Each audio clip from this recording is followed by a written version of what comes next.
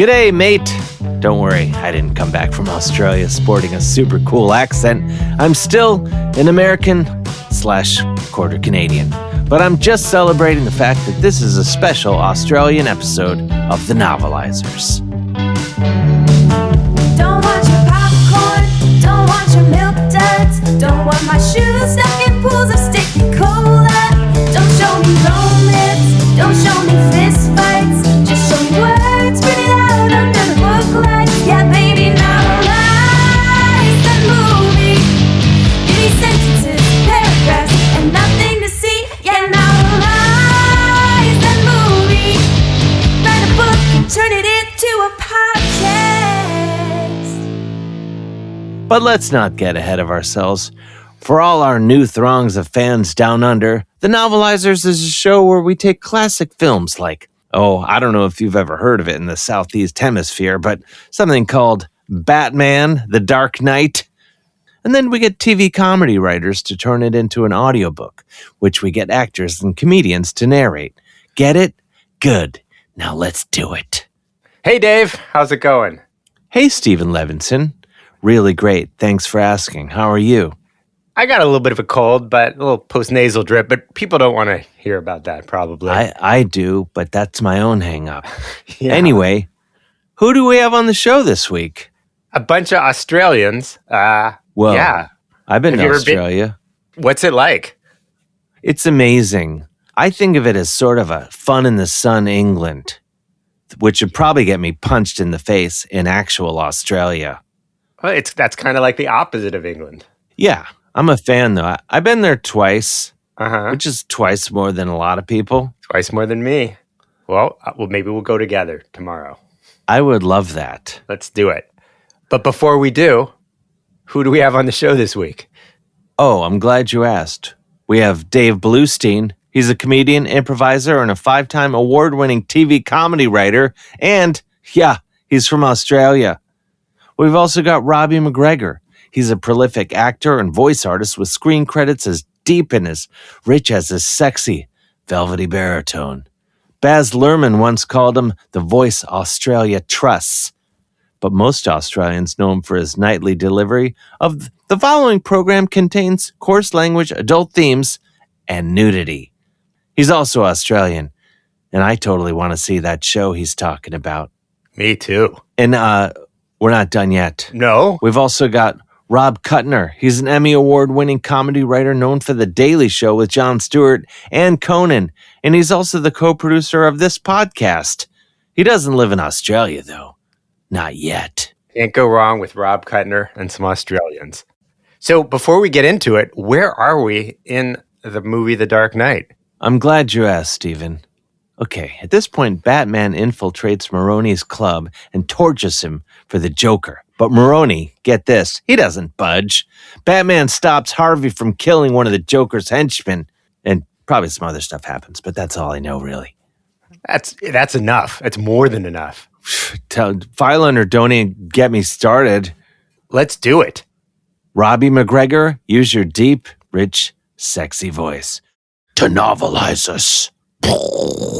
That's an explosion sound I made with my mouth. Episode 13. The Heart Has Two Faces. The Batman prowled around the edges of the dance floor like a predatory fuckboy. He clung to the shadows, stalking his target. Around him, the youth of Gotham cavorted and twerked, champagne stems in hand, their sloppy tongues entwined. It must be nice, thought Batman. It must be nice to let go. Oh, if only he could. To open his jaded bat heart to the joys and frailties of human connection. To make contact with another soul beyond the vicarious frisson of violent combat. And in the morning, to have more than the bruises on his ribs and thighs as evidence of their time together, bruises that would yellow and disappear like the teeth of one of downtown Gotham's ice junkies. Perhaps in another life, another reality, he could be a kinder, gentler avenger, one who could make cheeky puns and put the word bat in front of everything, perhaps even take on a ward. Yes, a little orphan boy he could play dress-ups with, who could inherit his fortune and aid him in his fight for justice against the criminal scum in this city. But there would be no Batusi for this grim terror of the night. No, sir. Perhaps one day, but not today. Today was for beating the shit out of Sal Maroney. He could see Maroney now, across the dance floor, leaning back at his table, the unfortunate woman at his arm, trying desperately to get his attention. Can't we go someplace quieter? We can't hear each other talk. But like everyone else at Sal's place, she was there to be seen, not heard. She was a prop, a fur-lined cloak for Sal to don and toss off whenever the urge arose. That bastard. Sal leaned forward, squinting into the strobing gloom as a yell cut through the fuzz and grind of 90s slap bass and corporate techno. The bat's familiar shape made its way towards him, all pointy ears and oddly luscious lips, cutting down bodyguards and go-go dancers with the balletic grace of a punch-drunk goose. This is profoundly unfair, thought Batman, as a goon snuck up behind him and smashed a whiskey bottle over his head. Green Lantern never had to put up with this bullshit. Hal Jordan's all a sentient mushroom is robbing banks on the moon. I guess I'll wave my magic ring and throw them into space jail. Hope they're not yellow. Pathetic. I'd like to see that emerald-suited ass Candle deal with an actual crime for once, Batman muttered as he sent one of Sal Maroney's legally employed nightclub bouncers head first off the walkway, presumably to their death on the concrete dance floor below. I'd like to see him stay sane while making the streets of Gotham safer for children, he said to himself, pushing his fist so far into a thug's face that the skull morphed round his glove like a bone plushie or a businessman in a Bill Plimpton cartoon. Sal Maroney couldn't hear the fight, but he could feel the crunch of iron on Kevlar, of snapping septums and broken femurs, and just behind it, the bass notes of white male privilege, a self-righteous mouthfeel that stank of ninjutsu, Krav Maga, and Bat Humvee, as if that made better use of one's time and resources than improving Gotham City's social services. But Sal had tarried too long. The goons were down, and the dark night was upon him, gripping Sal by his monogrammed cotton lapels, yanking him to and fro like two long-haul sea captains locked in a passionate tryst. "I want the Joker," growled Batman. "What?" Sal yelled back, pointing to his own ears, then up to the nightclub speakers. I can't hear you!" "I said, the Joker!" Batman was reaching the limit of his vocal range, the trademark growl twisted into a teenage squeak. Sal shrugged and yelled back, "We only do bar snacks."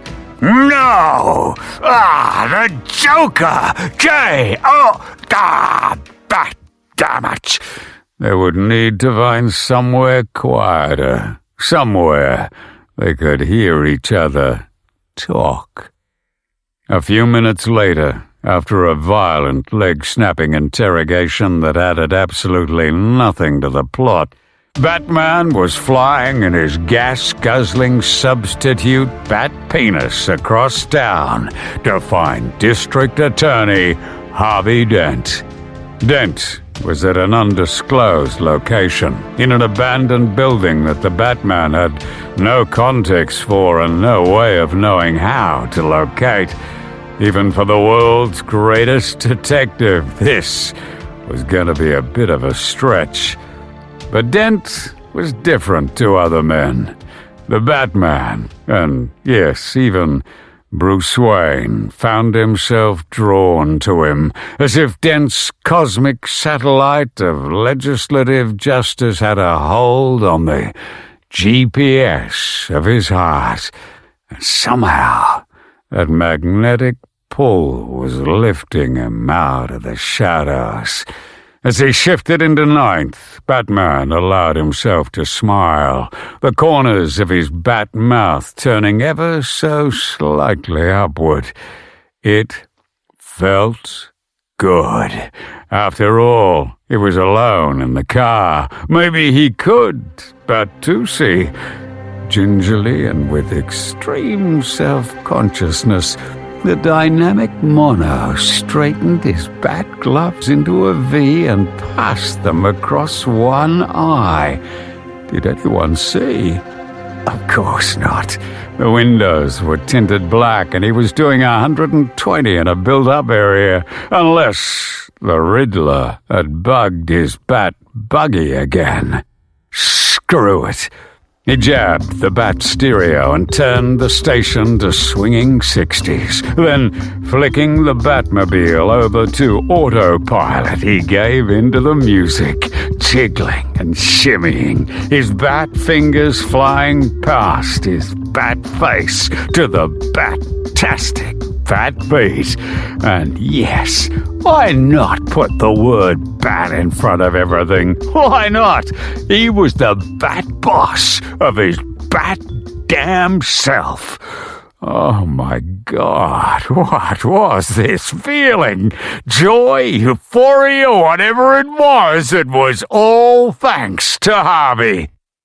Dent was a man, much like himself, who wanted only the best for Gotham City, but not from the shadows. Here was a district attorney who couldn't be corrupted, who was above the clawing talons of greed and revenge, a gallant paladin to Batman's shadowy assassin, the symbol of hope that Batman could never be, a man who Bruce Wayne dared to call a friend. Perhaps even something more. And yet, Harvey was engaged to Bruce's oldest friend. He and Rachel were happy, made each other happy, and that made Bruce happy too, thought the Batman, gripping the bat gear shift so tight it almost bat-snapped off in his bat hand. He relaxed his grip. The truth was, it did make Bruce happy, and it gave the Batman the freedom to carve out a life of his own. Batman paralleled bat-parked outside a condemned building in the Narrows. He quietly closed the door, the sotto deet-deet of his bat car alarm sounding out a new day for Batman. A new day for Bruce Wayne. This was the place. Batman chose an auspicious window to make his entrance, and saw Harvey Dent stooped over a bound and sobbing young thug, a gun to his temple, and flicked his lucky coin. Batman plucked it out of the air and spoke, his bat fury masking his deep hurt and bat disappointment. "You'd leave a man's life to chance," spat the Batman. "You'd throw everything we'd built on the toss of a coin," he growled, no longer caring if Dent understood the bat subtext. The Joker killed Gordon and he's gonna kill Rachel. Batman shook his head. You're going to call a press conference in the morning. No one else will die because of me. Gotham needs you, he said, before vanishing into the night. Gotham needs you, Batman said again to himself, as he took the Batmobile off park and slammed his foot on the Batgas, a single tear trailing down the outside of his vigilante mask. Gotham needs you. And God damn it, Harvey Dent, I needed you too. Thank you, Robbie McGregor, and we'll be back with more Novelizers right after this. We're back. That's me, Dave, saying that. Every week on the show, we talk to someone who worked on the actual film, The Dark Knight. And this week, our own Kevin Carter interviewed the guy in charge of product placement. Hey, this podcast could use some product placement. If you're listening, Ben and Jerry's, give us a call. I would honestly do all these intros and outros while eating ice cream. Ben and Jerry's delicious ice cream. Maybe you send a couple truckloads of Chubby Hubby or fish food. Oh, yeah. Fish food. Let's not give them a free ad until we get the ice cream. Yeah. Pump the brakes, Ben and Jerry's. Anyway, let's hear that interview. Hey, everybody. Welcome to the interview portion of the Novelizers podcast. My name is Kevin Carter, and I am here with Baxter Lucid. Who was that? Can you explain it, please? I don't know how to explain it. What you are? Yeah, I'm what they call a brand manager. Or I like to call it brand man. Is it because of the whole theme song for Batman and stuff? Yeah, you got that. I love it. I love it. We're on the same page. Cool. I guess it's kind of self-explanatory on what you is, what a brand manager is. However, we like for you to explain it to our audiences who may not know what that is. Love the question. Love you, Kevin. Mm-hmm. Brand manager basically is someone who is responsible for the product integrations in the film or television or digital property. And in this case, we added a lot of ideas for products that it gave this Gotham City the dark, gritty feel of a real life place where you can buy premium merchandise. Well, can you give an example of some marketing that you were able to do on that movie that people may not even have noticed? Do you know why the movie is called The Dark Knight? I'm assuming because the Batman. I don't know why it's called The Dark Knight. It's called The Dark Knight because when I watch it wearing my custom aviators, I experience about 2 hours and 30 minutes of the dark night of the soul for me. You know, just thinking about what could have been. You know, sometimes we make these pitches for a product and they don't make it in there. Like, I'm sorry, I'm getting a little emotional. It's okay. What I mean to say is not everything that was part of our vision for the film was shared by Chris Nolan. So I'm sorry. Okay. I feel like I got to pop a Zoloft by Pfizer. Breakthroughs that change people's lives. Is there an example you may have of a good idea that you had that Chris said no to? Oh my God. How long is this podcast? Do we have like a day I'll try to boil it down. Okay. Thank you. Mm-hmm. That guy, you want to talk about Dark Knights. That guy says no to everything, but he uses those 6 bone chilling words, doesn't align with our brand strategy. I'm sorry to use that kind of language. It's a family podcast, I know. But the 6 okay, words. So here's an example. The opening sequence, you got this bank robbery, right? Tell me this, Kevin. Why could that have not been Chase Manhattan? Make more of what's yours. I mean, just imagine Chase Manhattan could tell the world, our banks will keep your money safe from everything except a posse of goons in clown masks. But do you think, like, from a bank perspective, is like, okay, I want to have my money go to the bank who was in a movie of being robbed? I feel what you're saying. I love the energy you're putting out there. Mm-hmm. But okay, so let's talk about, it's a movie full of cool stuff, right? It's just cool shit back to back. I mean, like, come on, the Batmobile, it's okay. It's pretty cool. Imagine how much cooler it would have been if they'd taken my pitch to make it a 2003 Honda Civic. I hear what you say. So I just want to make sure I get this right.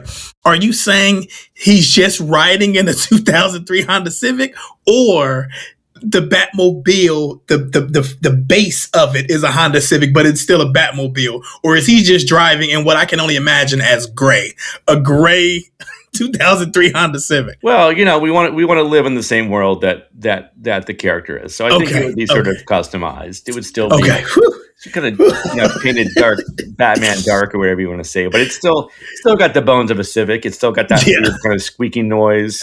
The Honda Civic's got the little tires, right? The little tires. Little tires. That's right. I mean, you can corner. You can corner really well with those things. Yeah. Only you do smells a lot of drifting in the in the Honda Civic. I feel a little bit of Gotham drift there. Yeah, I'm not gonna lie.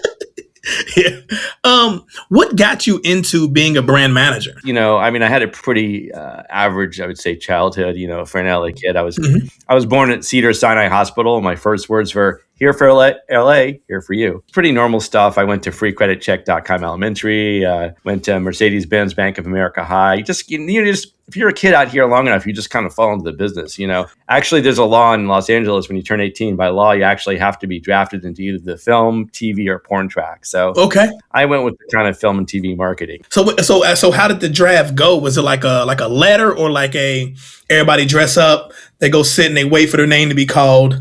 Sent on the billboard type thing. Like, what kind of draft are we talking here when it comes to drafting? Well, you have a gentleman come visit your house, and they have one of three colors. It's actually done wordlessly, which is appropriate because no one in LA likes to read. Yes. So basically, if they come in red, it's film. If it's blue, it's TV. If it's kind of a stained yellowish thing, that's porn.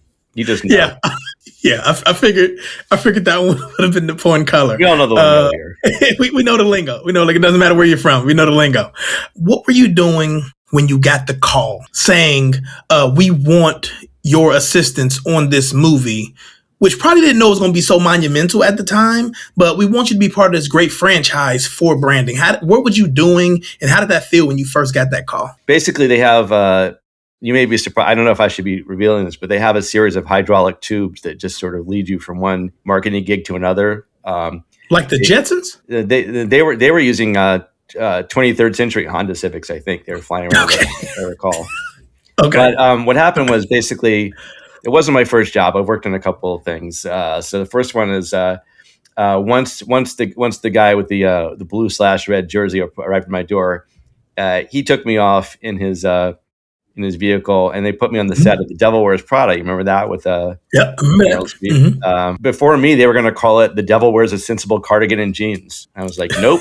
Yeah. Nope. That's not going to work. Seeing it. So I got that Prada stuff going on, and as in terms with my contract, at the end of it, they inject you with vitamin supplements. You kind of go unconscious. They put you in the tube. I wake up. I'm on the set of a James Bond movie, and man, that was a good time. James Bond movies, everything is for sale. I mean, did you know this? Even his name, James Bond, it's actually product placement for Gold Bond medicated foot power. Talk about license to kill your toe fungus. I'm just kidding. Yeah, you're just a walking promo. That is pretty cool. So when you think of technology in movies, it always stems from something real. And Lil Birdie told me there was something that was done from a technology standpoint in that movie, from a branding perspective, that has some reality to it. Is there anything you care to explain about that? Oh, I get what you're putting down here, Kevin. Love the energy. Have I told you that lately? Yeah, you said it. You said it 30 times. Yes. Yeah. Well, if you say it, I think our contract said 34 times. So just. Oh, is that what that was? Okay, I'm sorry. Yeah, you got 4 more. I apologize. That's why we charge you so much for this interview with me. That was actually one of our big success stories for the movie. They turned down our pitch for Harvey Dent revealing that he's two-faced by spending 10 minutes eating Takis Fuego Cool Ranch Duos. They turned that one down. Yeah. They turned down our idea for the Joker, man. L'Oreal, we had this whole pitch in that L'Oreal was going to be like the official sponsor of the Joker's makeup, Was they going to show him putting on makeup with the L'Oreal? Yeah, we were going to have him do that kind of like catwalk thing in slow-mo when he puts his makeup on. Oh, okay. That was actually going to be about half the movie. Okay. Just because of the slow-mo, just because it takes so long to walk down that thing in slow-mo. Yeah, for sure. They decided instead to go with, for some reason, like chase scenes and fights. Mm-hmm. But the good news is here, there's always a rainbow after the storm. I think that's the expression. Taste the rainbow Skittles. There was a rainbow here for us, which is that we got this amazing, great product integration I'm super proud of. And it was for Omni Eyes. We've got our eyes on you. Omni Eyes. I feel like I've heard of that. Yeah, I mean, what is Omni Eyes? that's the thing is that the brand awareness has just kind of taken off on this, like it's almost just exploded in a way that you don't even know about it. But basically, this was 2008, remember? Yeah. And now that technology from OmniEyes is being used by law enforcement and every citizen in the country. This is when Batman is using his phone. Remember, he uses everyone in Gotham's phones to kind of create these sort of eyes in the ground so he can find the Joker. It was like a startup company back then by this little mom and pop operation called Palantir. And they said, we got something pretty cool. We'd love your help making the world fall in love with it like we are. Cut to, as they say in Hollywood, we've given Batman eyes in all of Gotham. And then the government nowadays is giving eyes into everyone's lives. Success story. Talk about a Hollywood ending. Yeah, it's funny you mentioned that because it's like, my government work and stuff is like, I know we use that and they've used that to, you know what I'm saying, for terrorism and stuff like that and trying to find people and stuff. So it makes sense because I've heard about it. And, it's not just for terrorism, Kevin. I mean, like, do you have a cell phone? Yeah, I got one. Yeah, so then you've got how many eyes in your pocket, and now so does Dayton PD. You're welcome. Okay. Also, you should be very, very ashamed of what we've picked up lately. Yeah, I'm pretty sure. I'll delete everything in my phone later. Oh, it's way too late for deleting. It's too late for deletes. You're adorable. I love that you're in comedy. Well, I'm just want to go out there and apologize to the Dayton Police Department for all the dick pics. Funny story that actually kind of got you off the hook, that they were actually into that. So well played. All right. Well, I don't claim it all. You know what I'm saying? I was born this way. It's pretty cool. They actually told me, they said thanks for the little Kevs. Okay, the little ones. Okay. Kevs. Yeah, LIL apostrophe. That was, I want to get the messaging right. All about messaging. Okay, so speaking of like taglines, I feel like it'll be cool to have one where it's like it just has a normal person, like, oh, Kevin, blah, blah, blah. That's my tagline, right? With your help, if you was able to give me a tagline, just based off what you know about me, what do you think it would be? Kevin will insert himself into your ears. I was also thinking about Kevin's getting it in your ear holes right now. Listen, Baxter, I want to thank you for joining us today. This was a great interview, and I feel like we learned a lot. I want to thank you for being with us today. Listen, man, I don't want you to thank me. I want to thank me. Okay. Because I want to control the messaging. You see what I'm saying? Yeah. You give away the messaging, you might as well give away. Yeah. It would be like giving away my children, Dolce and Gabbana. Like, I just would never do that. You see what I'm saying? So are those your children's names? They were born with even more brand awareness than me, which is it's really the American dream. I'm sorry. Yeah, it's okay. You can cry here. I'm gonna have to get on the Pfizer. We make breakthroughs that improve your lives. Yeah. I want to thank you again today, Mr. Lucid, for being here. Everybody, this is the Novelizers interview. Sorry to cut you short. My hydraulic tube's almost here. Okay, yeah. You gotta go. The next set. All right. Randy never sleeps, just like the Dark Knight. Exactly. All right. Love the energy, if I haven't said it. Yeah, there it is. We've made it to 34. Thank you. Kevin, get out of my ears. That guy was kind of a weirdo, if you ask me. Anyway, thanks for listening. And thanks to our guests, Robbie McGregor, Dave Bloustien, and Rob Kutner. They're the best. Join us next time when we welcome Mitra Johari and my personal friend, Eric Drysdale, whom I have breakfast with and have other fun times with regularly, not to brag. It's another powerhouse of an episode. I should also say, I didn't book Eric on this show if people think there's nepotism going on. I wish there would be a little more nepotism, but yeah. Yeah, I'm not above it. Can I get my sister to be on it? Absolutely. Okay, I'm doing it. Toodaloo, as they say in Australia. Probably. Definitely, because I've been twice. Stephen, did I mention I've been to Australia twice? You did. Yeah. We're going tomorrow, so that'll be three times. You're going tomorrow? No, you and I. Oh, you and I, yeah. Yeah, we made plans. You're not backing out on me. I love going to Australia with you. That's going to be fun. The thing about it, I was there. I saw a kangaroo. I was having lunch with my friend Jim Biederman from Show Business. Yeah. We were at like this, I don't know, cafe. It was adorable. And all of a sudden, I look literally 30 feet from me, there's just like a kangaroo just hanging out. Those things, they can lift themselves up with their tail. I don't know what that even means. You're sitting there, their tail's on the ground, then they're like, boom. They pump their whole body up with their tail and keep like moving around. That's crazy. It's like the worm or something, but with your tail or something. I don't know. It's pretty cool. I have a feeling that if I ever saw a kangaroo in real life, I would be surprised by its size. I don't know if it's going to be bigger than I expect or smaller than I expect, but I feel like my expectations are off. I feel like it was about the size that I expected it to be. Well, I guess you have more kangaroo wisdom than I do. No. Well, I don't know. It was bigger than a cat, but not as big as a gorilla. It seemed fun. I kind of kept my distance because you always hear about how they jump up and kick you. Yeah. And I was like, no thanks. No. We did an improv session once with Dave Bloustien for this show. And we had it all booked. We got it already. We figured out all the time zones because he's in Australia. And we go to record and he's like, there's a parrot in my recording studio and it's very loud. And we're like, okay, I guess work that into your character or something. So he tried, but it was completely unusable because you had this just shrieking bird. Was it his parrot or was it just... Yeah, I guess if you're doing improv with an Australian, you just assume that there's a large bird, noisy bird in the background, but we didn't. File under last thing you need. Yeah, not helpful. But we love Dave Bloustien. One of the greats. The Novelizers is hosted by me, Dave Hill, with Stephen Levinson, and produced by Stephen, Dennis DeClaudio, Cole Emhoff, Graham Douglas, Kevin Carter, Christine Bolin, Rob Kutner, and Marla Radner, and distributed by Cincinnati Public Radio. Editing and mixing by Graham Douglas. Music by Cole Emhoff. Theme song by Andrew Lynn, recorded by Knots. Additional editing by Andrew Lynn and Sunita Haberline. Special thanks to Brad Combs and Parabolic Studio in Manhattan. Follow The Novelizers on Instagram and support us on Patreon. The Novelizers is written and recorded without the use of AI. The Novelizers is an unauthorized work of parody. Copyright 2025, Novelizers, LLC.